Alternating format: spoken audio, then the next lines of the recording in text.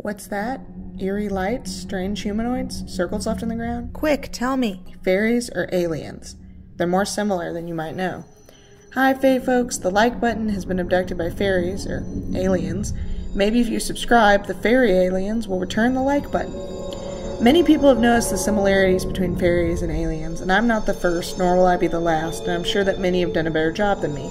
Still, I think this topic is fascinating and wanted to collect as much of the info as possible in one video series.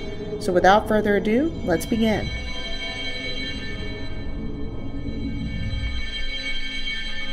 We have to go way back to the very beginning. Some of the world's oldest stories are about gods from the sky, or are they aliens? Side note here, I'm not trying to discredit anyone's religious beliefs or legitimize racist attempts to discredit ancient non-white cultures by claiming they couldn't have built their advanced societies. I just want to explore the idea that some ancient myths may have been describing aliens rather than gods or fairies, or that they are one and the same. Mostly, this is just a fun thought experiment about how what we call something or how we describe it affects our perceptions of it. Additionally, I condemn any claims that cultures like India or Egypt could not have built their pyramids and temples without alien help on the basis of their ethnicity. Please don't hesitate to let me know if I reference a racist theory or person, modern or historical, so that I can adjust my content accordingly. Now, back to the fun stuff. The aliens themselves. The aliens modern people have claimed to see fall in a number of loose groupings that are strikingly similar to many fairies. Additionally, there are ancient descriptions that are worth examining as well. The physical appearances ascribed to aliens appear in mythologies all over the world, as we shall soon see. Sky gods are among the oldest gods in the historical record. They didn't necessarily come from the sky. Oftentimes they were the sky, but some lived in the sky in some way, either literally or metaphysically. I'm about to butcher all these pronunciations, I'm sure, but here's a partial list of some of the sky figures who could have been seen as having alien-like traits. Aakash, Hanung, Sabazios, Ilmarinen, and Oragales. Aakash was the sky father god of the Wancha in the Canary Islands, who sometimes came from space to visit Earth, landing on mountaintops to survey the world.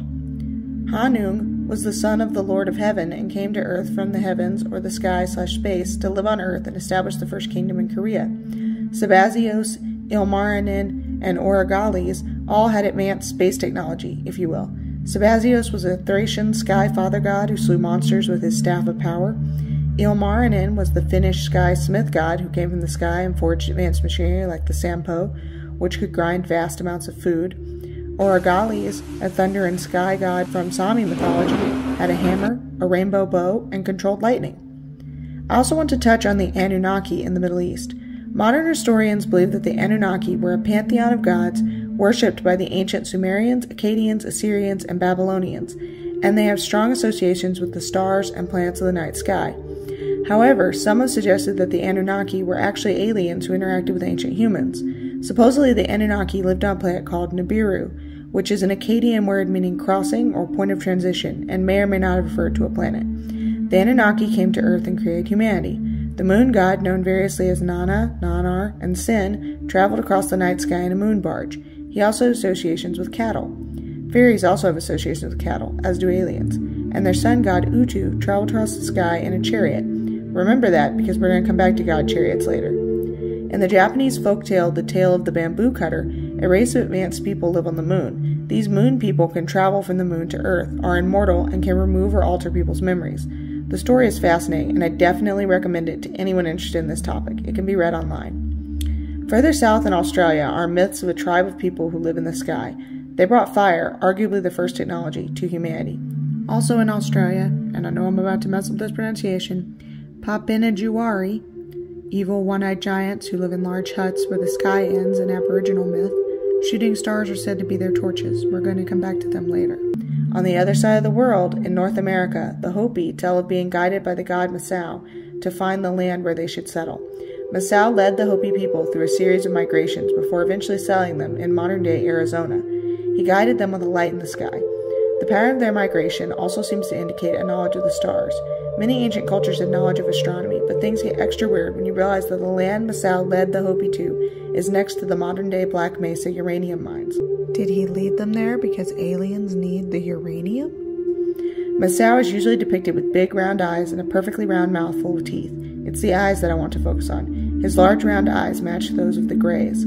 Honestly, I've fallen down an internet rabbit hole researching the Hopi and might dedicate a whole video to them someday. There are myths all over North America of star people who could be aliens. All this might seem like I'm reaching, but when we get into modern descriptions of aliens, that's where things get really interesting. In the present day, conspiracy theorists tend to group aliens into these categories: Grey, Tall White, Nordic, Reptoid, and Draco. I'm also going to talk about the Kelly Green Men. Everyone's heard of the Greys. They're usually gray with small bodies, large hairless heads, and huge, solid black eyes. This description is strikingly similar to some fairies like dwarves, trolls, brownies, and gnomes, just to name a few, who are often diminutive with distorted human features. Tall Whites are another race of aliens people have claimed to see. They often resemble Greys, but are white and taller, as well as being more delicate and ethereal. They are even more similar to fairy myths. This is an incomplete list. Turehu are a race of pale spirit beings who lived in New Zealand before the Maori displaced them, similar to the Irish myth of the Tuatha De Danann. The Yumbos are fairies from Senegal who are pearly white in color with silver hair.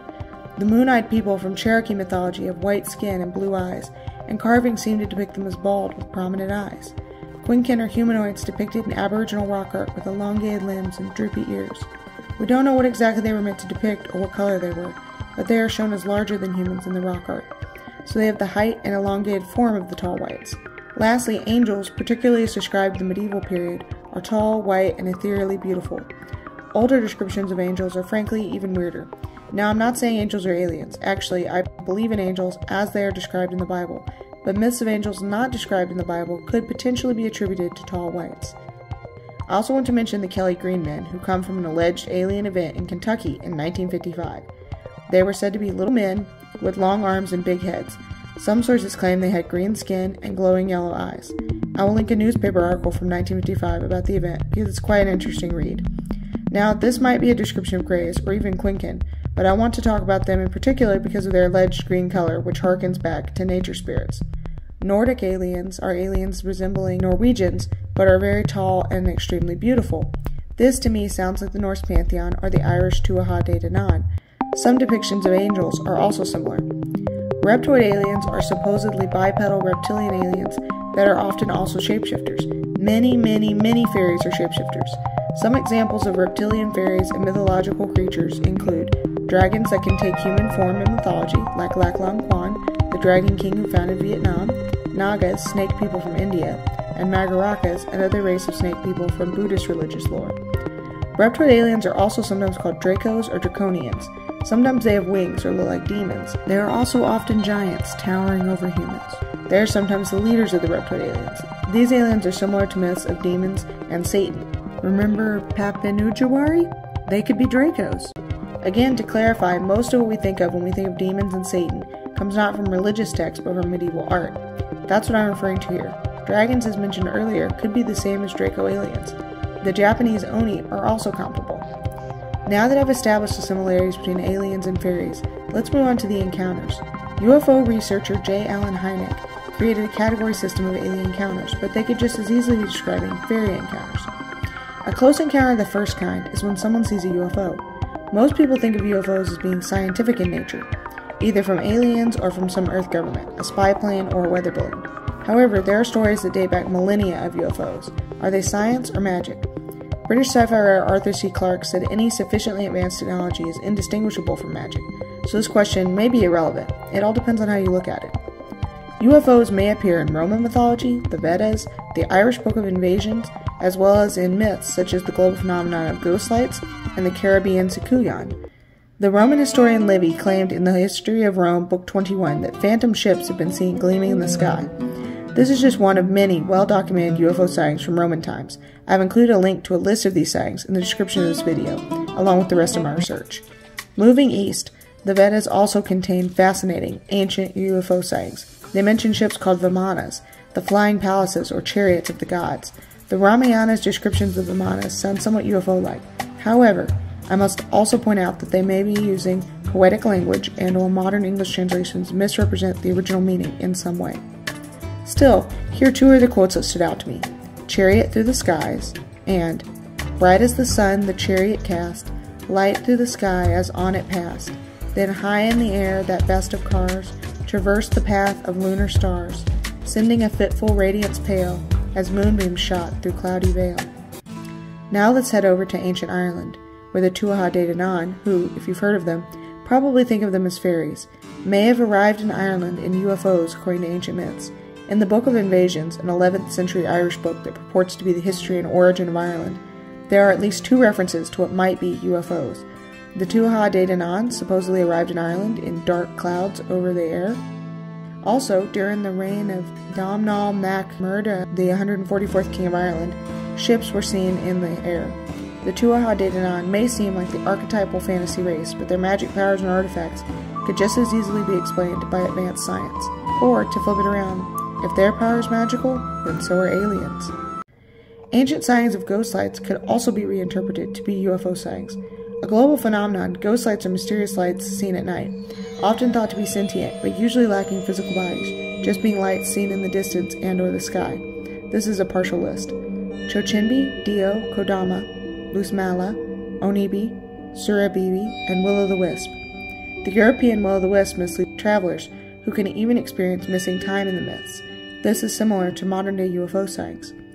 A sort of bridge between ghost lights and modern UFOs are the WW2 Foo Fighters, bright lights in the sky reported by pilots that could outpace their aircraft. They were described as red, orange, or green. They appeared alone or with as many as 10 others in formation, and they never showed up on radar. I also want to draw attention to the Kuyan, an evil blood-sucking hag, who on the surface seems to be a sort of stock vampire character from mythology. But she's more than that. She flies across the sky at night in the form of a fireball. She sucks people's blood at night, leaving the victims with unexplained injuries when they awaken. Or, she flies in a spaceship, abducts humans, takes their blood, and therefore their DNA, leaving them with missing time and unexplained injuries. In a close encounter of the second kind, there is a physical effect left behind, such as a crop circle. I'm probably not the first person to suggest this, but I want to put forth the idea that the crop circle is the modern fairy ring. Half of the world's habitable land is used for agriculture in 2023, so whoever's making circles is more likely to make them in crops. Fairy rings or circles are arcs or circles of mushrooms that were believed to be created by fairies, and could be portals to fairy realms in European myths. Alternately, they could be described as being created by aliens and could be left by their spacecraft. In 1686, an English naturalist, Robert Plot, wrote about fairy rings in the Natural History of Staffordshire. He suggested that the rings were caused by air. I presume that they are generated from the breathing out of a fertile subterraneous vapor. Every tobacco taker knows that 'tis no strange thing for a circle of smoke to be whiffed out of the bowl of the pipe. He both puts forth the idea that the air comes from underground, as some claims aliens and many fairies do, and mentions circles of smoke caused by tobacco pipes. These are interesting ideas that connect fairy circles and crop circles. I also want to touch on alien and fairy technology. Many modern UFO stories involve seeing crashed ships or other pieces of alien technology. But fairy stories have this too. There are many examples, including seeing stones, the Alpine horn, and Excalibur, as well as the magic artifacts or advanced technologies wielded by gods and fairies. Seeing stones, also called hagstones, are naturally occurring rocks with holes all the way through them. Supposedly, looking through the stones allow one to see to fairy worlds. Or is it a technology that enables the user to see alternate dimensions or camouflage buildings and people? Some who claim to have been abducted by aliens say they received knowledge or other gifts. In Swiss folklore, it's believed that the first Alpine horn was a gift from the fairies. Excalibur is an incredibly famous sword that in some myths is gifted to King Arthur by a lake fairy. The sword is sometimes said to have magic powers or shine so brightly that it's hard to look at. Also, escapees from fairy abductions sometimes return with items from the fairy world or find them left behind at the abduction site. One such story from Denmark is recounted in The Little People by Neil Phillip. In the story, called The Altar Cup, a man escapes the fairies with a golden cup. Close encounters of the third kind involve seeing aliens or other occupants of UFO. I've already gone over the different types of aliens, but I also want to briefly mention that some Bigfoot sightings involve Bigfoot entering, exiting, or otherwise being associated with a UFO. Although Bigfoot is traditionally thought of as a cryptid, they have many similarities with fairies, such as giants, wild men, were-creatures, grey men of Ben Macdoo, the Caucasus Almas, Australian Yowie, New Zealand Mayro, the Guadalcanal Giants, and Malaysian Hantu Gare Gigi. And in the next video, I will get into interactions between humans and aliens in detail. See you next time.